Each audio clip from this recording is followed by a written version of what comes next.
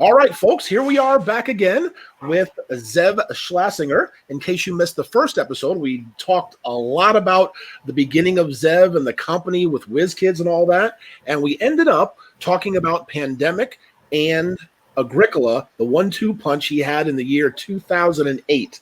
And we were talking about that. And where I wanted to kind of continue with Zev is, since Pandemic is yours, we talked about how you weren't licensing, that's yours, brought it to you, you published and produced it. How does the arrangement go between you and Matt now for further expansions? Because now you're the one who can say, hey, I want or I need an expansion. He can come to you or whatever. But now you, in essence, have all the rights. Just tell us how that relationship works between a publisher and a designer. So usually, unless special, obviously, there's always exceptions. But the usual case is the game belongs to the publisher. Usually at least for a set number of years. And within that time, they have the right to do other things with it, whether it's set in the same world, but usually an expansion or more. And if the designer and publisher relationship is good and the designer is making money and the publisher is making money, there's no reason not to do expansions or other things. So the relationship, it's a win-win, right? If you publish more things and it's making more money, the designer's making more money, everybody's happy. But does it come from you or him? Both. It could be the publisher says, oh my God, this is a big hit. Do you got something else? Can you do an expansion of this? Or, and many times even when I get pitched a game, so someone could say, hey, I got this game. Oh, and by the way, I also happen to have an expansion for it. And then I decide, do I do it with the expansion inside? Do I wait for it? So it can come from either party. And I don't know if there's a majority of one over the other.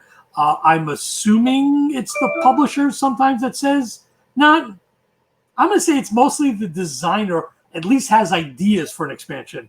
Right. If not at least a completed one, they at least have ideas on how to expand it. And then, of course, if it's a success, then the public could say, "Oh, great, let's do it." But the question I would have then is, you are the one who is probably hearing more of people telling you, "Oh, Zev, you should do this, you should do that, you should probably have this," probably more than Matt would. So you would probably have a little bit more input about maybe what the audience wants at the current moment, right? Maybe. Absolutely, yeah. Because you look at sales, you have to say expansions are typically. They always say it sells about 1/4 of what you sell of the base game, because there are people who, once they have the base game, they're happy with that. They don't care about getting something more to it. And maybe that's changed nowadays. Back then, it was always 1/4. Maybe it's half now. Maybe it's less. I don't know. Okay. But it's roughly around that. You will not sell the same amount of expansions as you did the base game. Just doesn't happen, because not everybody, again, who has the base game even finds out about an expansion or cares about it or is willing to do it because they're happy with what they have.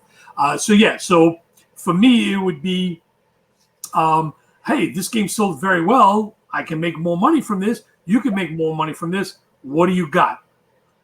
And what was your first one for Pandemic? So this for Pandemic. But here's the thing. I'm atypical in that I'm not and it's funny because I do Shadow Fist, and I love collectible card games. Uh-huh. But I'm not for board games though. I'm not an expansion guy. Okay. If the game is great as it is, I don't need any more. I'm cool with it. I don't need other little bits that might or might not work, that might complicate something, that might fix something that's not broken. And then sometimes it might be a great expansion. But I'm the kind of gamer that I don't need expansion, so I don't always think that. Right. And as a publisher, I've always felt that I want to put everything I can inside the box to make my customer happy. And that was me. And I did that a lot. Okay. Like Ownerim had, like 7 expansions in the thing. I didn't have to do that. I could have done an expansion pack afterwards. But right. I did it because, yes, I want people to say, hey, I like this game. Oh, I can add a little more for the same price without spending more. So I didn't think about an expansion for Pandemic, honestly. And that's why when the first expansion came out, which was On the Brink, mm-hmm.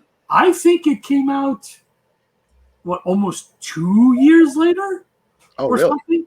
because I didn't think about it, but what happened was it made sense to have one, but I needed a hook. I didn't just want an expansion, and I believe it was me, and I could be wrong. I don't want to say 100%, but I'm pretty sure I said, ooh, if we could put Petri dishes in this expansion, along with the expansion, that would be cool. And that was the hook where that made me say, okay, let's do this expansion because we can have that cool component. And it was cool because people could store all the disease cubes in there and so on. And it was a very fun, very different type of component in the game. And of course, it was cost effective. It didn't break the bank. It allowed and that's the other thing. And to a secret with publishers, right? So some people say, hey, why don't you just make 20 new cards? He goes, because what am I going to sell 20 new cards for? How am I going to package 20 new cards? I'm going to sell $3, $5, $10.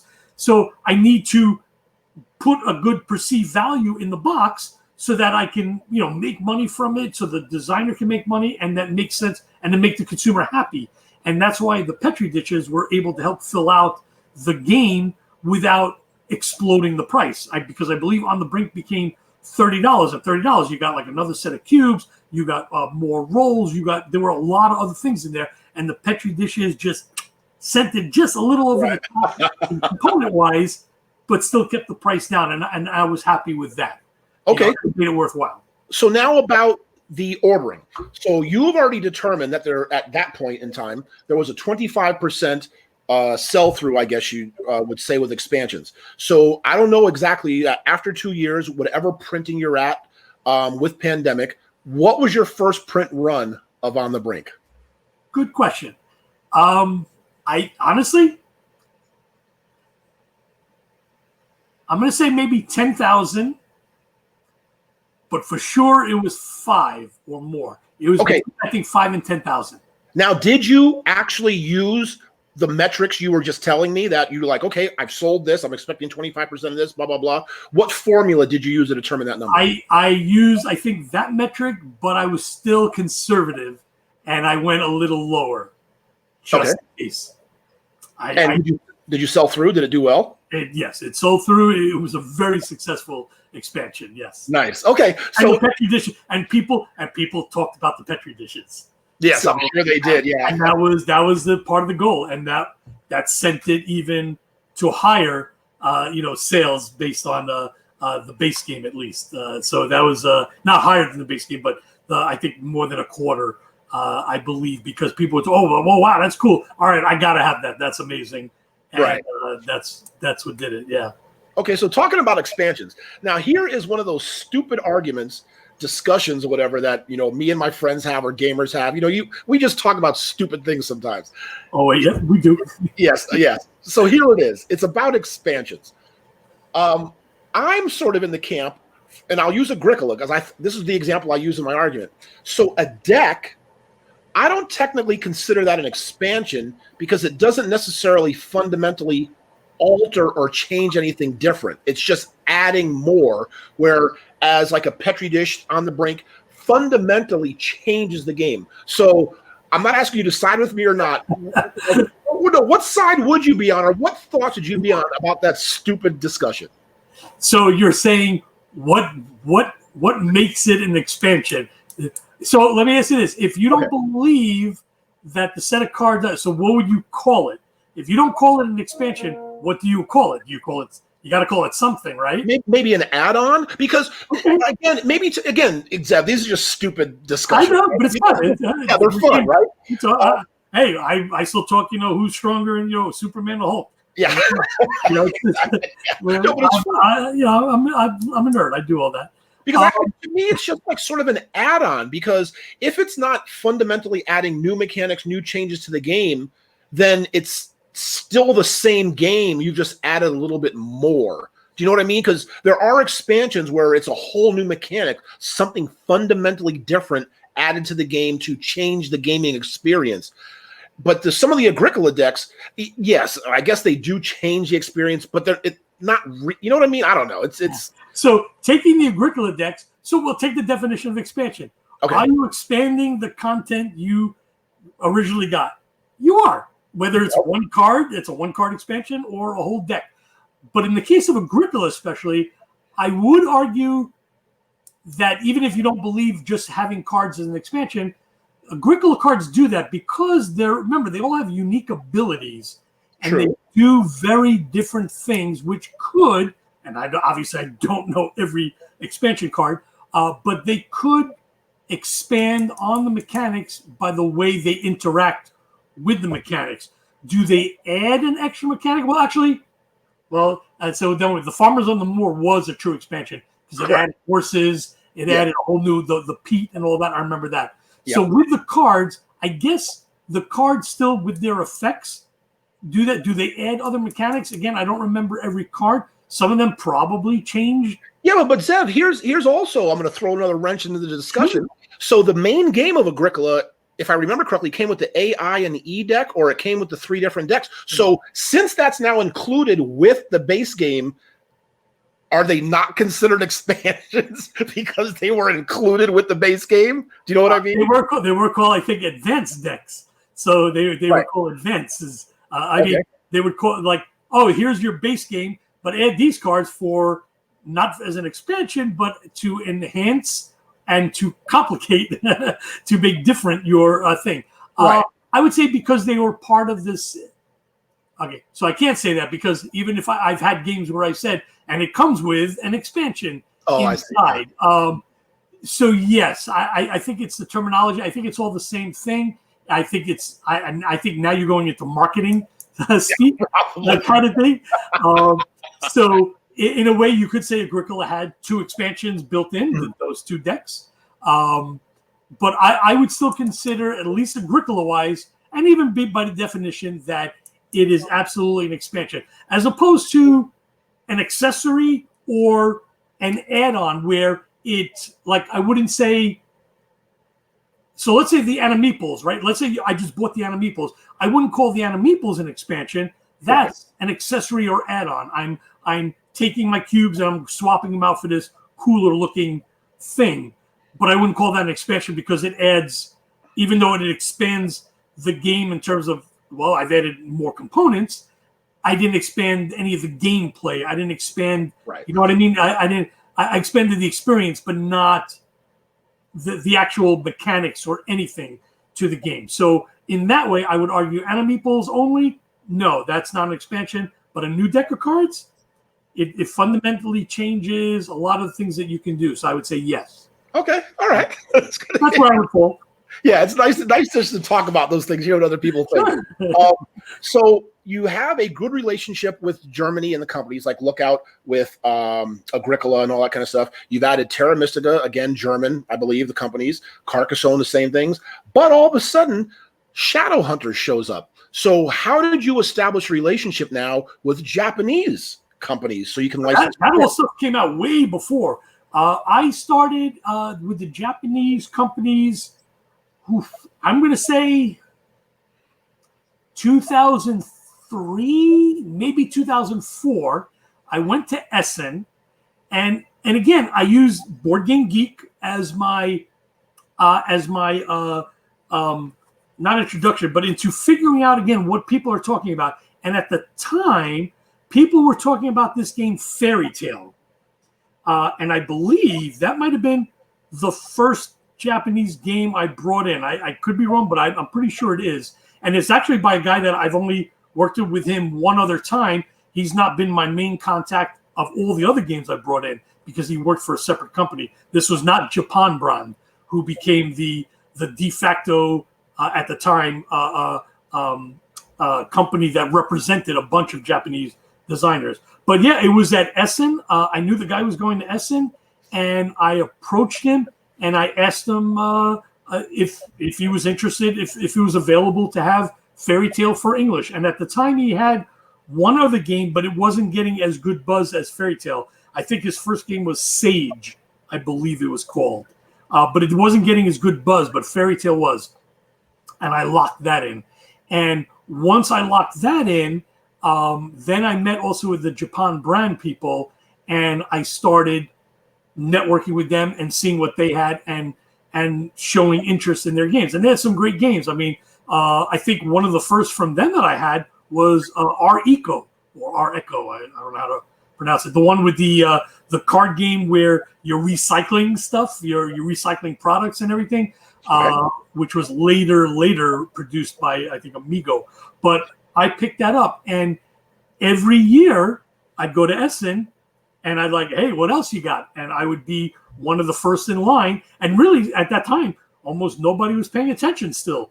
I was bringing them all in, and I'm trying to look, but I had so a lot of my small card games are that. So I had Master of Rules, Masquerade, the Fairy Tale, the Chronicle. So yeah, these were all games that I was getting. Traders of Carthage was another one, Susumu Kawasaki. I just established a great relationship with them and started bringing them in. And again, I was, for the most part, I think for several years, probably one of the few to do that. And I remember and then what hurt me was there was a Holy Grail game everybody was talking about. It was called Mermaid Rain, was another one. Okay. And this was like, oh, it's so hard to get, blah, blah, blah. And I got it. I brought it in, and then nobody cared. I'll tell you one funny story is we were at Essen where we had it. We were teaching the game at Essen, and my two friends, they were not on a break, but they were just sitting and playing Mermaid Rain while waiting for somebody to demo it. So my one friend was Paul Girardi, big guy, he's like 6'2", 6'3", older gentleman, sitting playing. And the other guy was a German demonstrator of ours, a friend named Didi, big guy, like about 6'5", 6'6", and probably as wide. And they were both just sitting there, and they're playing Mermaid Rain. And it was just, I remember people like walking up and like, what's going on here? It just seemed weird, but we loved it. They loved it, and then people were like, I got to try this game. You guys are playing it, having fun. What's going on here? And it was just a funny sight to see. Great guys, and they enjoyed the game, but it didn't do well. Again, so the clamoring doesn't always mean success, but it allowed me to get into more companies, befriend them, and so on and so forth. Okay, but again, you brought up a good point. That's one of the questions I had here that I wanted to ask you about too, and I'm glad you transitioned in that with the Mermaid Rain. So you've had tremendous success. You're doing very well, and I'm sure that inside you're confident in your ability to pick out winners or to know what's going to sell, what's going to be successful. But nobody's perfect, and obviously you're going to have duds. So can you maybe tell us, not necessarily duds as far as bad games, maybe just like this Mermaid Rain, it just didn't take off.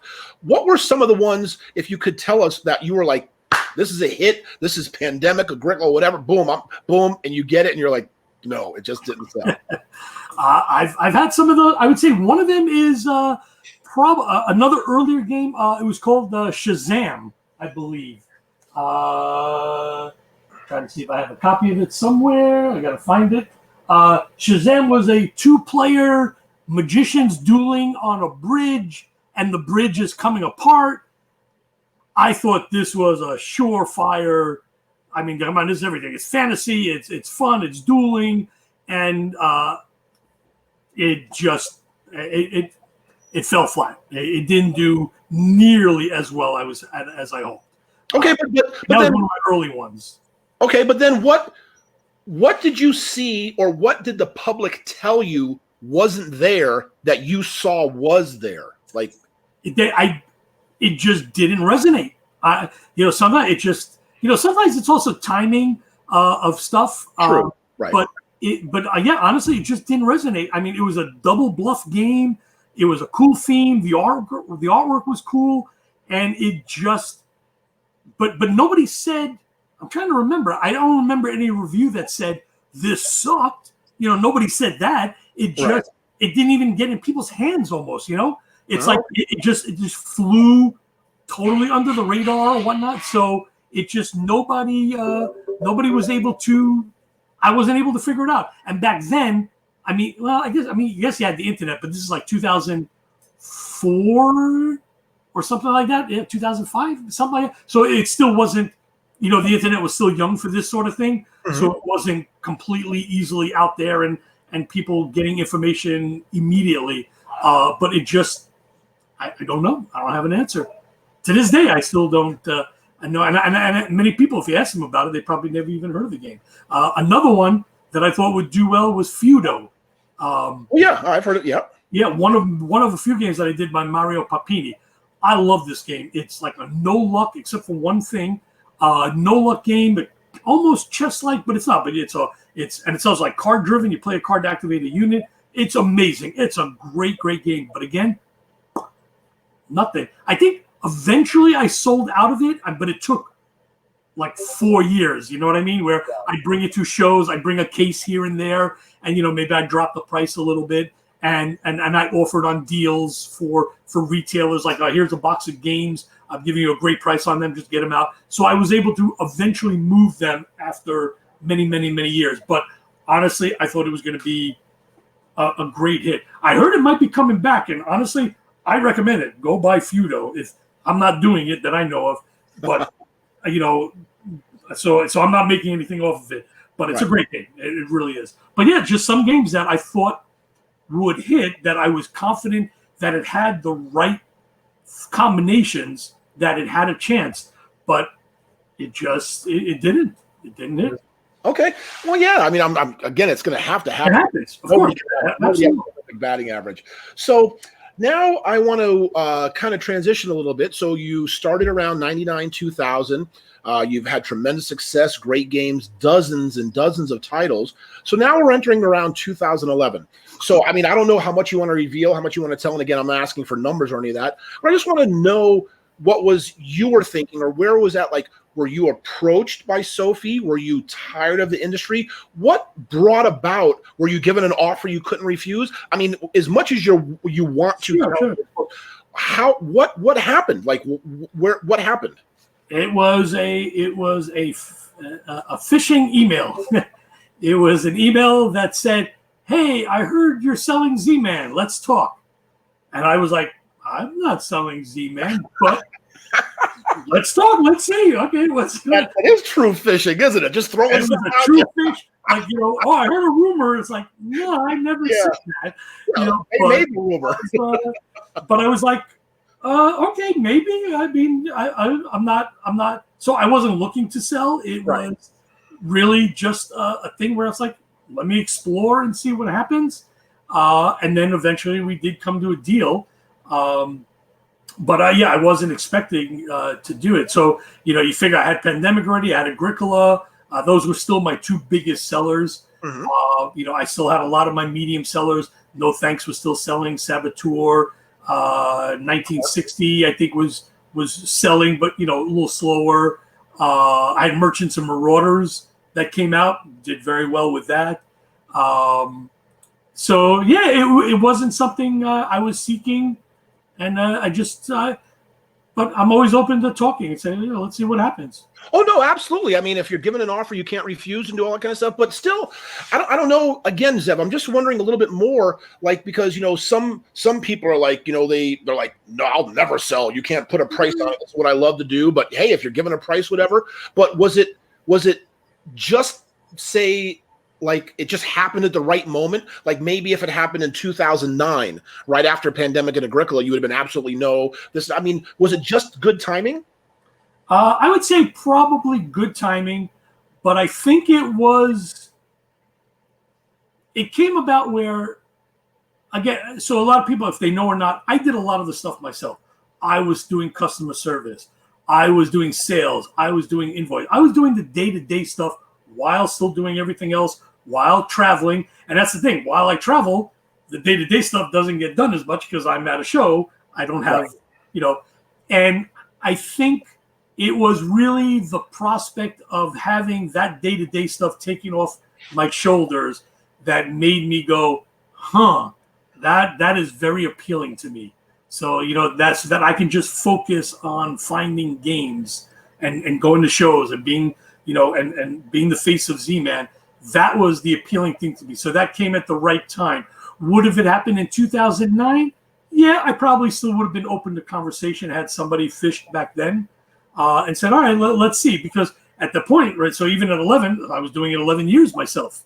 Pretty much. I had no other employees. I was the only employee.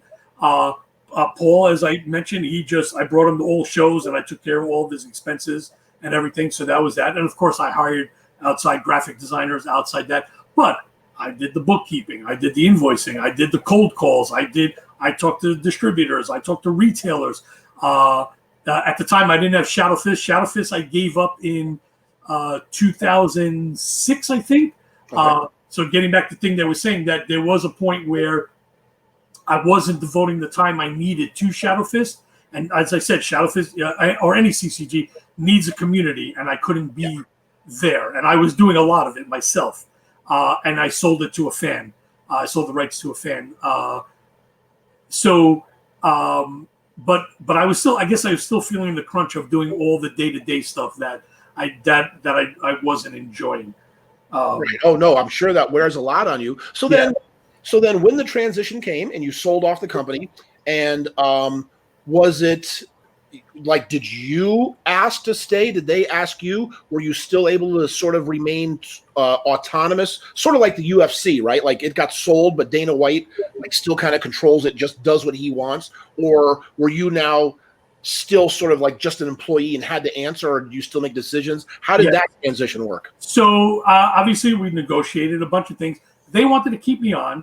They saw value in keeping me on, not only for my skill in finding games, but also because I was known. I was the face of ZMan, right? People knew me as ZMan. ZMan Games was me, and I was ZMan Games. So they definitely wanted to keep me on. So in that way, we had a 3-year employment contract where my job would be going to shows, but also finding games, developing games, and so on. But while all the day-to-day stuff went off, but they still asked me for advice. There was at least 4 to 6 months where they were like, oh, how do you do this? What do you do here? What do you do this? So I had to help with that. But basically, the day-to-day stuff was off my hands. But also, I didn't have the power to do a game that I liked. So it was my job to find the game and give it to Sophie, you mentioned, and to the team and say, hey, we should do this game. This is why I think it's worthwhile doing. And that was my role for the company. Okay. So there is, I guess, a sense of satisfaction and goods on both sides where you're making all the decisions. Like you said, it's your company, you can decide. But on the other hand, now as you're technically an employee and you're just getting like sort of a guaranteed paycheck, you don't have to stress games not selling and all that kind of stuff. There's a tremendous satisfaction in both. So at what point were you kind of like, or did it ever happen? I mean, I don't know, where all of a sudden you're like, yeah, I'm kind of really digging this. All that other stuff is off my shoulders. I'm really digging just getting paid, being an employee, and yeah, I'm in a happier place. Did that ever happen or come for you? Yeah, I was. I didn't like not being able to say yay or nay completely yay on a project, but I was happier for not having to do the day-to-day stuff. And a lot of people said that I looked less stressed and so on. I didn't know I looked stressed, but enough people said it that I guess, oh wow, I guess I did. I didn't realize. But I was happier in that I was able to focus on what I loved doing, which was, talking to designers, going to shows, getting pitches, developing games, doing all that. I really enjoyed that part of it, and it was fulfilling. So yeah, I was very happy with that. Okay. And then, as you said, it was a 3-year contract. So at the end of 3 years, was it renewed? Did you leave or whatever? So how did the transition go from working for F2Z up to you now being employed by WizKids? So after my contract was up, we were supposed to negotiate the next contract. At the time, yes, they went F2Z. I think that was still like in the last year of my contract. So when the 3 years was up, they were like, all right, well, we gotta discuss how to go from here. And it never happened. We never talked about it. And finally, we were like, let's set up a time. It wouldn't, they got postponed. But I would have stayed with ZMan because I still felt ZMan was my baby. And I was enjoying what I was doing. I was working, home, working remotely, doing my stuff. Yes, it wasn't as satisfying because a lot of the games that I wanted to do were not getting done. But I'm like, all right, well, as long as I'm doing my job, that's all I can do. So it was about 18 months later when, so we're looking at like the end of 2015, where we said, hey, we said we were going to talk about a contract. This is what I'm looking for. What are we doing here? And we didn't know. We didn't set up. They didn't set up a time to talk. And then I was told the decision was to let me go. So this was in December 2015, where I would be officially working until January 2016. So that was 4.5 years in total. So 3 with a contract and 18 months without one. Okay. And then at that point, were you wanting to maybe take a break, chill out a little bit, get out of the gaming industry? Did you want to stay in it? Then from January of 2016, how did you fall in the position that you did at WizKids? So I let people know, this is when I was a little more active on Facebook. I'm really not. I mean, once in a while. And actually, I haven't signed on in like about a year or two. People say, hey, how come you don't friend me? I go, I don't sign on to Facebook. But at the time, I went on Facebook and I was letting people know, hey, I'm leaving ZMan. That's it. I'm done. Blah, blah, blah. I don't know what my future holds. But hey, I hope to see you all, and so on and so forth. And when I posted that, within that day, I had like 6 or 7 potential offers and interest to join them. And I'm like, okay, well, first I can't until mid-January, because I said I'm working till mid-January. Right. But I was at least considering a lot of offers. So yeah, so a lot of things came in, and I didn't want to leave. I love doing what I'm doing. Mm-hmm. I love going to shows. I love meeting the people. I love gaming with people. I love the vibe, the whole industry. I love. It is fantastic. Yeah, it is fantastic. It really is great people. Yeah, there are some that aren't, but it's so few in my taste. Overall, everybody's fantastic. And what's cool is everywhere I go, it's like I pretty much know what to expect from a gamer, and we get along, and we have something in common, and we play. And I've traveled so many places, and the gaming group's like all the same, and it's wonderful. It really is. So I didn't want to leave it all, and I was actually surprised and happy that I was approached to continue in the industry. I didn't know what to expect, honestly. I really didn't. I thought, oh man, I'm going to be out of work, for 6 months, a year. What am I going to do? How am I going to handle this? And I was pleasantly surprised to see the interest after I announced. So that was cool. Okay. And then the WizKids position, the head of board game development, is that, would you say, the kind of either exact or ideal, or are you in a position now that, yes, this is what you would have wanted to been in? Yeah, well, I narrowed down all my prospects to 3 things, and it was the Goldilocks syndrome. One I felt was too small. One I felt was too big. WizKids to me was just right. Okay. I felt that I could have the most impact with WizKids, with my abilities to enhance the company, while also knowing that the company is able to capitalize doing board games and so on. So that's where it came down to, where there was the confidence level that they're gonna, that they can handle it, and the fact that they gave me the power to say, yep, do what you do. We know what you can do, so keep on doing it. And the fact that I can make a difference in the company, and that's why I took them. Yeah, good. And now it's been 4 years now, right? That you've been with them? Yep. Very good. So now, good. Well, thank you so much, Zeb, because now we're kind of coming back full circle to where we started. So what I'd like you to do right now is to take a couple of minutes or two and let us know what we can expect from WizKids. Specifically, and I don't want to neglect the whole company, because I know you only said the board game portion is 10%, but I really would just like, if you don't mind, if you could just tell us like your part, like the board game part, what we can expect from WizKids coming up in the future. Well, I mean, I don't know if you want specific games. I mean, basically games, all kinds of games, card games, board games, dice games, gamer games, family games, dexterity games. I mean, it's what appeals to me. There's also be licensed games, and we have released some of those. I think we have a couple. We just released a Well, we do Dungeons and Dragons related games.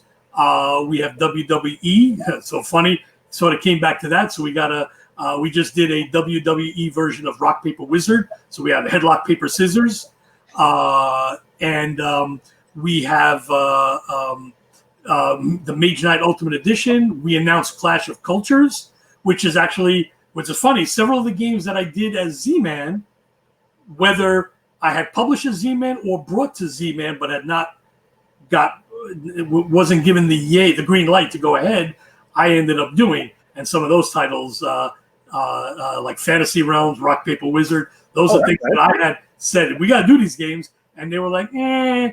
And I was like, okay. And then when I came to wizkids, I said, are these games still available? They said, yes. I go, let's go. Nice. But so yeah, we have a Fantasy Realms expansion in the works. I mentioned Clash of Cultures, big game. We're putting the Civilizations expansion in the base game, so it's going to be a big game with everything in there, like 350 minis and stuff. Yeah, I mean, we did a Blade Runner themed game. We just released Tournament at Avalon. Upcoming, we have Super Skill Pinball. So it's actually our second roll and write game, but it's a roll and write with a pinball theme, which I love. That sounds cool. Yeah, it's really fantastic. It's amazing. We have a print and play of the first pinball table, Carnival, and we're going to release the second one in the next week or so for National Pinball Day. Yeah, just all kinds of games. Seastead, 2-player game set in the world of Flotilla. We got Euro-style games. We got dexterity games. Yeah, it's just really there's so many games that we're coming out with that. Yeah, and it's stuff that I feel is good for whatever reason, right? There's a reason. I don't just do it because it's like, oh, let's do it and see what happens. I go, yeah, these things are good, and I hope they resonate, And of course, it's harder nowadays with so many games coming out. It's really hard to rise above all that noise, and a lot of games get unnoticed. Yeah, a lot of good games get unnoticed.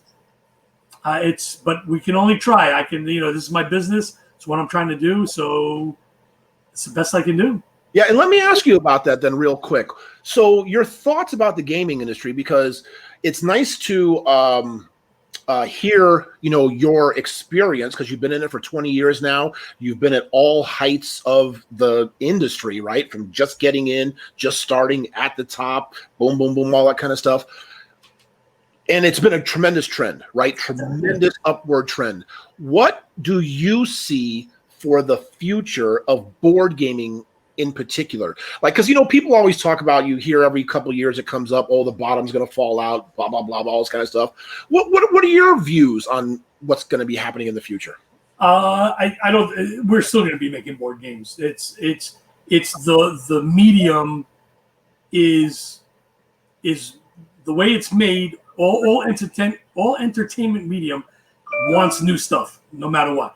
And because I liken it to the books, the movies, video games. So again, a book, I go, if no book was ever published anymore, we'd have enough to satisfy us the rest of our lifetimes. That's true. Yet, thousands of books come out every time. That's right. Movies, video games, all that stuff. Why isn't the bottom falling out in that? Because people want new material.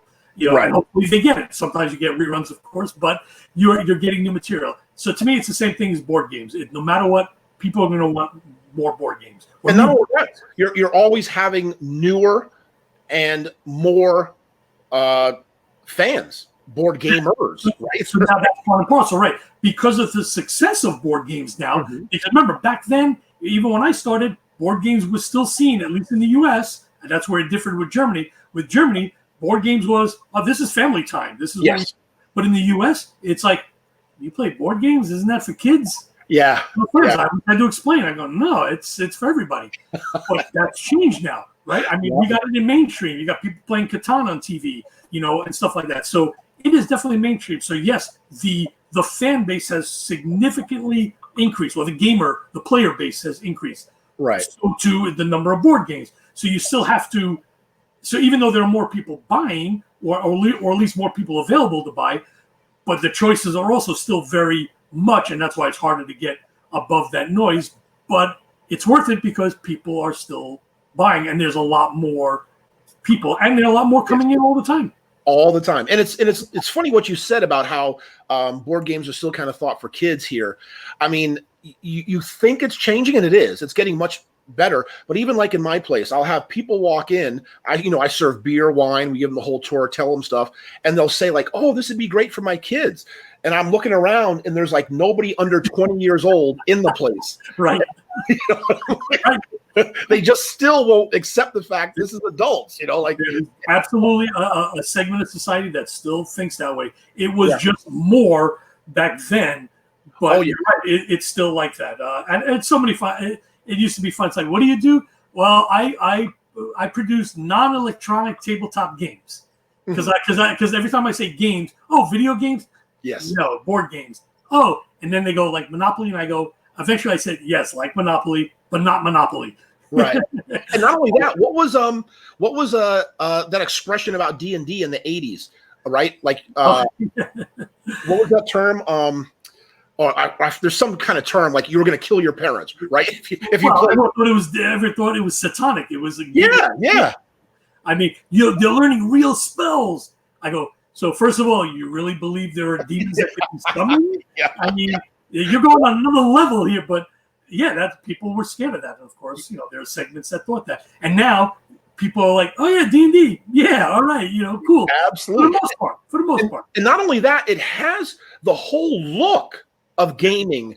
And the diversity, the different amount of people playing is so vastly different, I'm sure, than even just 20 years ago when you came in. Yep. When I go to conventions, the makeup of conventions, a lot different than it was 20 years ago. And even more. I mean, I started going in 95. 95 is where I started in 94, but I would say 95 was probably the epitome where I've been to every Origins, every Gen Con since 95. I've been in Essence since 2000. I missed 2 years after. But yeah, the makeup of conventions truly, truly different. Truly. And it could be better. It still could be better. But it's way different than what it was. Right. And again, it's one of those kind of things that just slowly has to creep into a lot of different segments in society who are still underrepresented in the gaming. But it's just fascinating to see, because even when I played it as a kid, you were a dork. Like playing board games just wasn't cool. Like that was just stupid. Also, when I was a kid, you hear that expression, your parents kick you out of the house, you can't even come in. That was me. I don't like being inside was literally being in jail. So playing board games was on the bottom of the list because I wanted to go outside fishing and go in the woods and stuff. So, but it has become a lot different, more acceptable. And again, I would dare say one of the bigger things was sort of maybe Cards Against Humanity. Would you agree? That really kind of, I mean, that's a double-edged sword. That one. No, I agree. You're right, but you are right. It has brought a lot more eyes towards and people and players to the industry because of that. Yes, open them up. Because it wasn't necessarily in mass market, right? You either had to order it either online or in a hobby, in a FLGS or whatever. So that did bring more people and expose them to our world. So it is a double-edged sword. For good or ill. That's I will agree with you on that one. Absolutely.